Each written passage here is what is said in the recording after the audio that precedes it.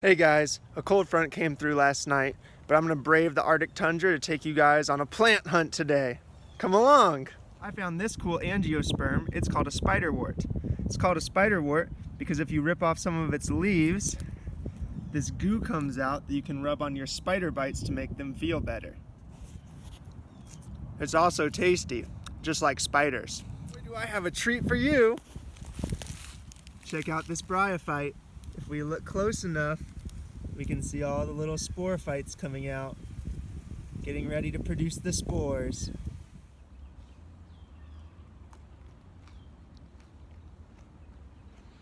Oh boy, this is one of my favorites, Spanish moss. But what's this? A flower growing on the Spanish moss? That's right, folks, this is an angiosperm. Spanish moss is not really a moss. Dun dun dun!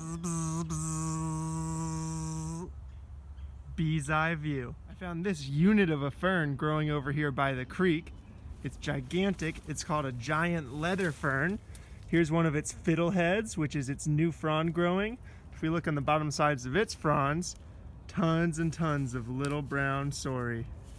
This is a beautyberry plant. Sometimes it produces bright purple berries that you can eat, but the whole time you can crush up its leaves and rub them on your skin. They act like natural bug spray. You know I love eating things out in the wild, and this is a good one to know. This is the muscadine vine. It produces grapes that are tasty, tasty. Here are some little baby grapes starting to grow. Our own native grapevine.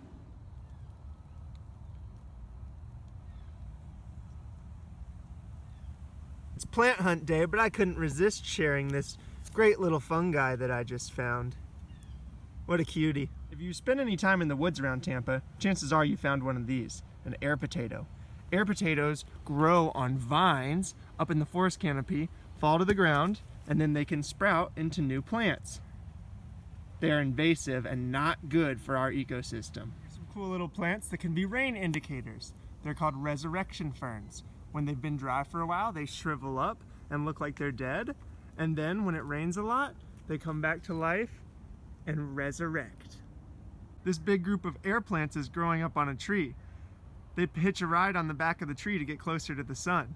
They attach their roots to the tree and get their nutrients from the air. Pretty neat. Here's some nice mangrove trees with their modified root system.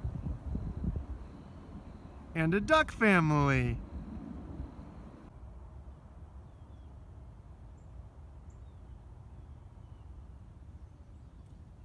Quick disclaimer, you should not eat anything out in the wild that you are not 100% sure is edible. You should not use this video as a guide to what you should or should not eat in the wild.